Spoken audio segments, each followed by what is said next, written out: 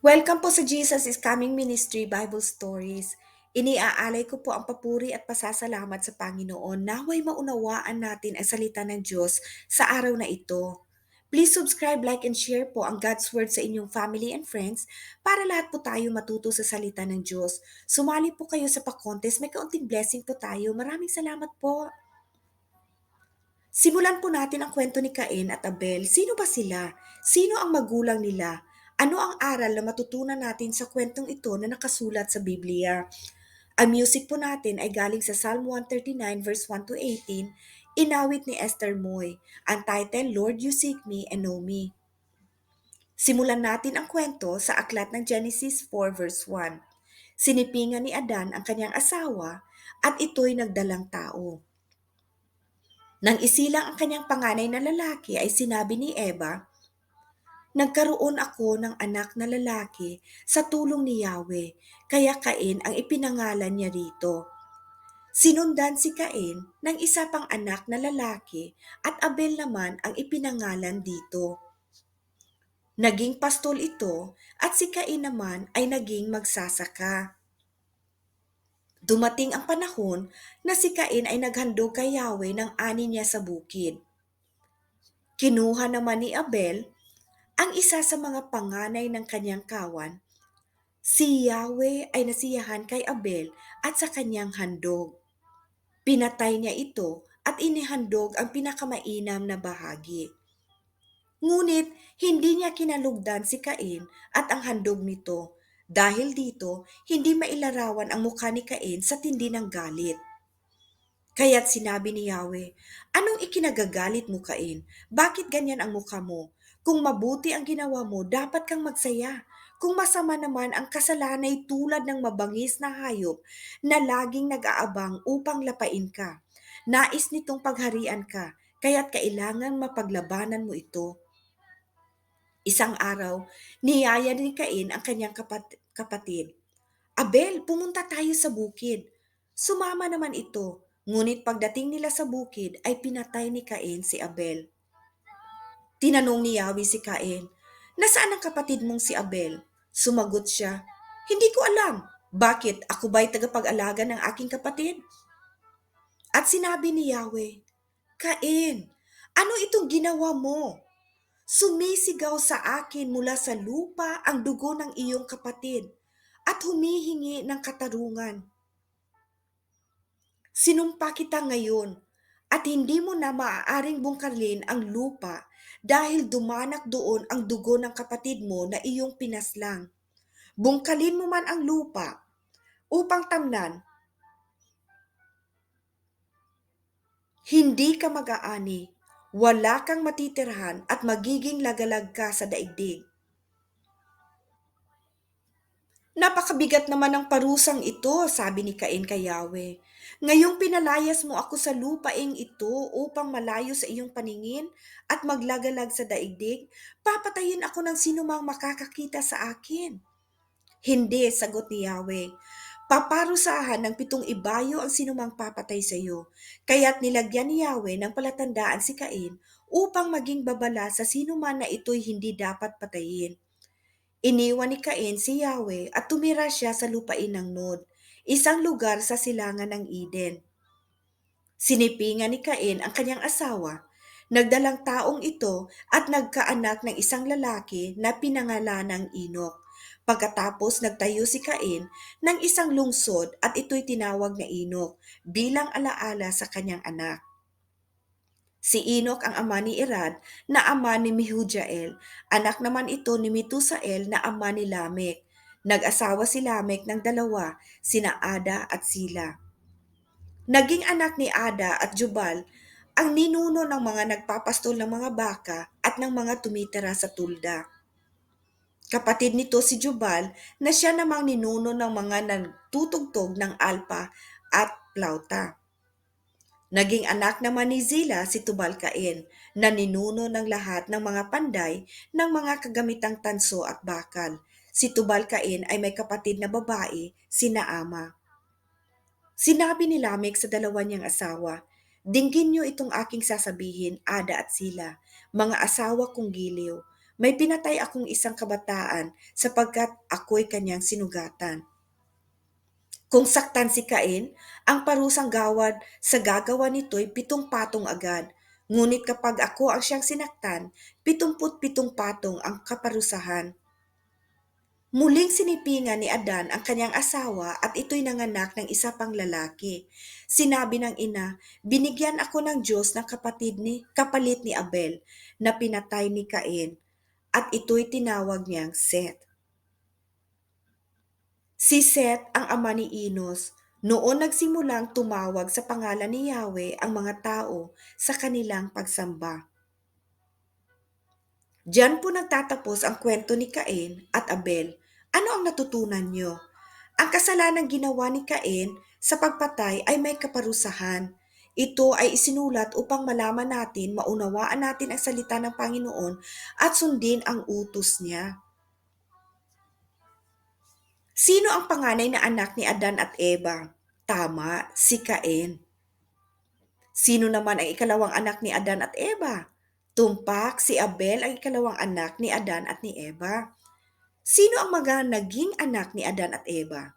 Tama, si Cain, Abel at Seth. Si Seth ang bunsong anak ni Adan at Eva. Siya ay ipinanganak pagkatapos ng kamatayan ni Abel. Alam niyo ba ang ating mga anak ay kaloob ng Panginoon? Sinabi niya sa Psalm 127 verse 3, kaloob nga ni Yahweh itong ating mga anak. Ang ganitong mga supling, pagpapalang mayroong galak. Biyaya ang bawat anak ng Panginoon, kung kaya't dapat alagaan at mahalin natin sila ng tama. Iniutos ng Panginoon na magpakarami ang mga tao, manganak at magpakadami. Sabi niya sa Genesis verse 1:28. At Genesis verse 1:28. At sila'y pinagpala niya, sinabi niya, magpakarami kayo at punuin niyo ng inyong mga anak ang buong daigdig. At kayo ang mamamahala nito. Binibigyan ko kayo ng kapangyarihan sa mga isda sa tubig, sa mga ibon sa himpapawid, at sa lahat ng mga hayop na nasa ibabaw ng lupa. Bilang magulang, turuan natin ng tama ang ating mga anak at idisiplina ng tama. Huwag idaan sa pananakit o pagbubugbog o pag-aabuso sa mga anak kung sila ay nagkakamali. Sabi niya sa Efesos 6 verse 4, mga magulang, huwag ninyong ibuyo sa paghihimagsik laban sa inyo ang inyong mga anak. Sa halip, palakihin ninyo sila ayon sa disiplina at aral ng Panginoon. Alam niyo ba na may mga anghel na bumabantay sa mga bata? Alam ng Panginoon ang mga bagay na ginagawa ng mga tao sa mga bata. Walang nakatago sa mata ng Panginoon. Sabi niya sa Mateo 18 verse 10, pakaingatan ninyo, huwag hamakin ang isa sa mga maliliit na ito. Sinasabi ko sa inyo, ang kanilang mga anghel ay laging nasa harap ng aking Ama na nasa langit. Mahalin natin at alagaan natin ng tama ang mga bata. Dapat tanggapin natin ang mga bata ng buong puso dahil galing sila sa Panginoon. Sabi niya sa Mark 9 verse 37, ang sinumang tumatanggap sa isang bata tulad nito, alang-alang sa aking pangalan, ay ako ang tinatanggap. At ang sinumang tumatanggap sa akin ay hindi lamang ako ang kanyang tinatanggap, kundi pati na rin ang nagsugo sa akin. Kapag dumating sa buhay natin ang mga bata, pinanganak sila, dumalaw sa bahay nyo, humingi ng tulong, isipin nyo na anak sila ng Diyos, mahalin natin sila, alagaan natin, tulungan natin, at palakihin natin ng tama sa mata ng Panginoon. Mga magulang, makinig po tayo sa salita ng Diyos sa Biblia. Basahin po natin ang Biblia. Turuan natin ang ating mga anak. Tayo po ang dapat na maging halimbawa sa kanila. Sabi ng Panginoon sa Deuteronomy 6 verse 6 to 7, ang mga utos niya ay itanim niyo sa inyong puso. Ituro niyo ito sa inyong mga anak. Pag-aralan niyo ito sa inyong tahanan, sa inyong paglalakbay, sa inyong pagtulog sa gabi, at sa inyong pagbangon sa umaga. Makikita natin ang pagbabago sa kilos at pag-uugali, gayon din ang pagsasalita ng mga batang may takot at pagmamahal sa Diyos. Ang sabi ng Panginoon sa Kawikaan 20 verse 11, kahit ang bata ay makikilala sa kanyang mga gawa, makikita sa kanyang kilos kung siya ay tapat nga. Makikita natin ang pagmamahal, pagiging matulungin, pagiging magalang sa kanilang kilos at gawa, sa kanilang salita, sa kapwa at iba pa. So tandaan natin, palakihin natin at turuan natin sila ng mabuting asal. Sino ang nagpatay kay Abel or pumatay kay Abel? Tama si Cain. Pinatay niya ang kanyang kapatid. Mahigpit na inuutos ng Panginoon na huwag pumatay. Hindi po ito tama, ito po ay mali at kasalanan sa mata ng Diyos. Isinulat niya ito sa Exodus 20 verse 13, Deuteronomy 5 verse 17 at marami pa. Sabi niya sa Deuteronomy 20 verse 5 verse 17, huwag kang pumatay, mananagot ang sinumang papatay sa inyo. Ulitin ko, sa Exodus 20 verse 13, Deuteronomy 5 verse 17, ang utos ng Diyos, huwag kang pumatay. Sabi niya, huwag kang pumatay. Mananagot ang sinumang papatay sa inyo, maging ito isang hayop. Pagbabayarin ko ang sinumang taong papatay sa kanyang kapwa. Sinumang pumatay ng kanyang kapwa, buhay ang kabayaran sa kanyang ginawa, sapagkat sa larawan ng Diyos ang tao ay nilikha. Sinabi ng Panginoon sa Mateo 5 verse 21, narinig nyo na sinabi sa inyo ng mga ninuno, huwag kang papatay. Ang sinumang pumatay ay mananagot sa hukuman. Sabi naman ng Panginoon sa Matthew 5:22, ngunit sinabi ko naman sa inyo, ang sinumang napupuot sa kanyang kapatid ay mananagot sa hukuman. Ang humahamak sa kanyang kapatid ay mananagot sa kataas-taasang kapulungan ng mga Hudyo. At sino mang managsasabi sa kanyang kapatid, ulol ka, ay manganganib sa kaparusahan sa apoy ng impyerno. Imagine ninyo, kapag sinabihan ninyong ulol ka ang inyong mga kapatid or kakilala or sino man, kayo ay may kaparusahan sa apoy ng impyerno. Kaya ingatan natin ang lumalabas sa ating mga bibig. Dahil sabi ng Panginoon, kung ano ang lumalabas sa bibig, yan ang mga dahilan na nagkakasala rin ang mga tao. Nilikha ng Panginoon ang lahat. Kung kaya't sinabi niya sa Genesis 9 verse 5 to 6, mananagot ang sinumang papatay sa inyo maging ito'y isang hayop. Pagbabayarin ko ang sinumang taong papatay sa kanyang kapwa. Mananagot ang sinumang papatay sa inyo maging ito'y isang hayop. Pagbabayarin ko ito. Sino mang pumatay ng kanyang kapwa, buhay ang kabayaran sa kanyang ginawa, sapagkat sa larawan ng Diyos ang tao ay nilikha. Dapat tayong magmahalan at ang tunay na pagmamahal ay gaya sa 1 Corinthians 13 verse 4 to 5. Ang pag-ibig ay matyaga at magandang loob, hindi maiinggitin, hindi mayabang, ni mapagmataas man, hindi magaspang ang pag-uugali, hindi makasarili, hindi magagalitin, o mapagtanim ng sama ng loob sa kapwa. Ito ang utos ng Diyos na dapat nating sundin. Sa Efeso 4 verse 32, sabi ng Panginoon, sa halip maging mabait kayo at maawain. Magpatawad kayo sa isa't isa tulad ng pagpapatawad sa inyo ng Diyos dahil kay Kristo.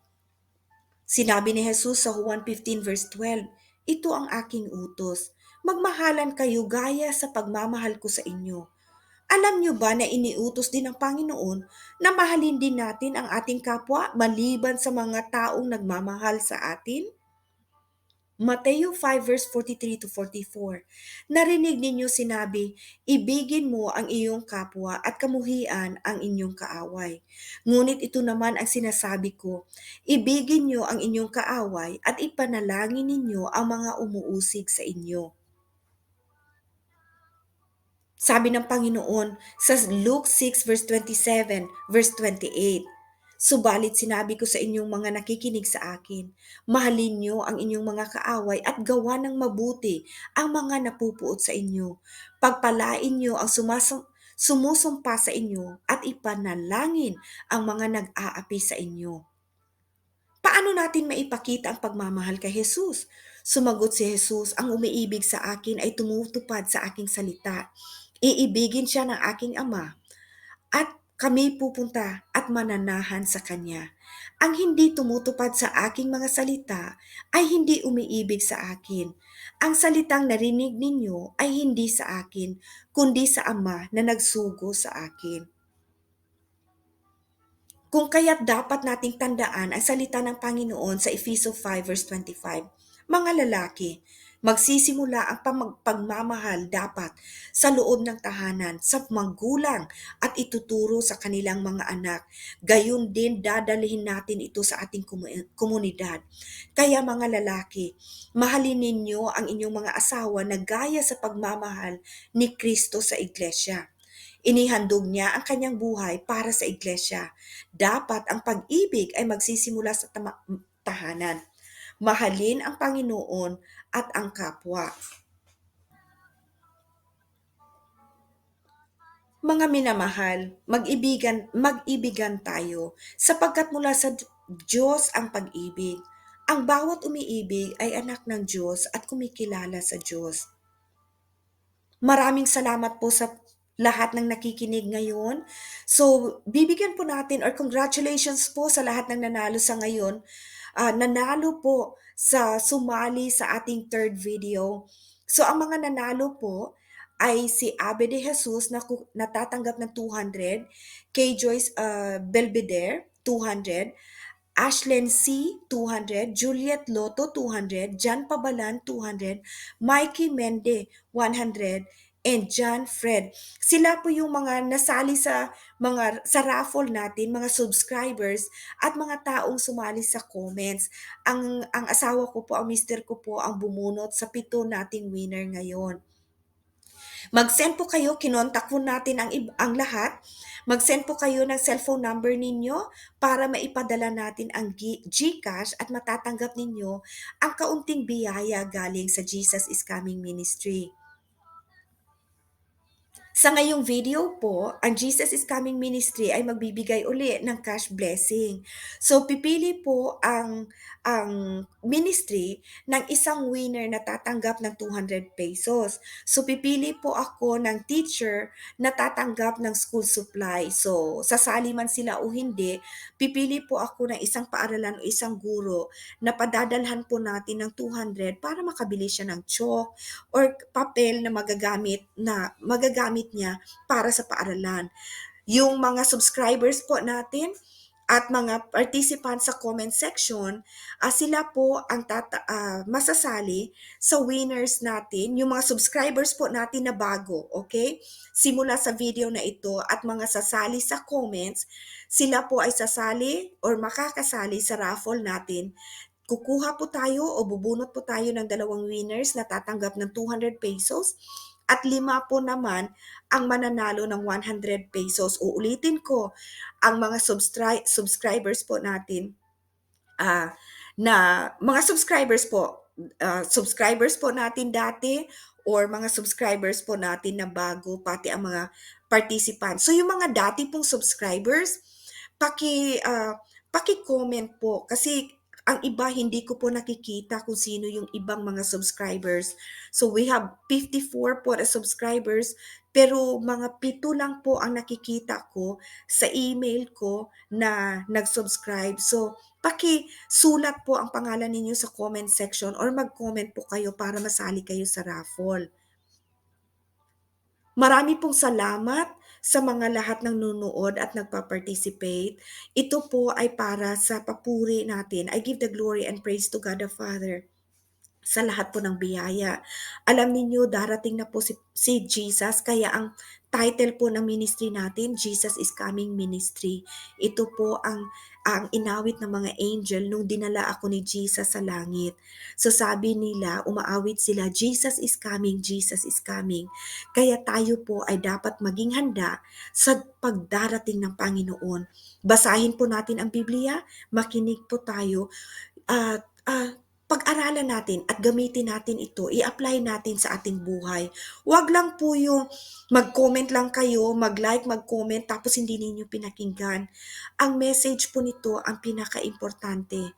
So maraming salamat po. Alam kong may matutunan kayo dahil ito po ay salita ng Panginoon. Ito po ang bread of life and living water na pagkain ng ating katawan, gayon din ang ating kaluluwa. So maraming salamat po at magkikita tayong muli. In Jesus' name, Amen.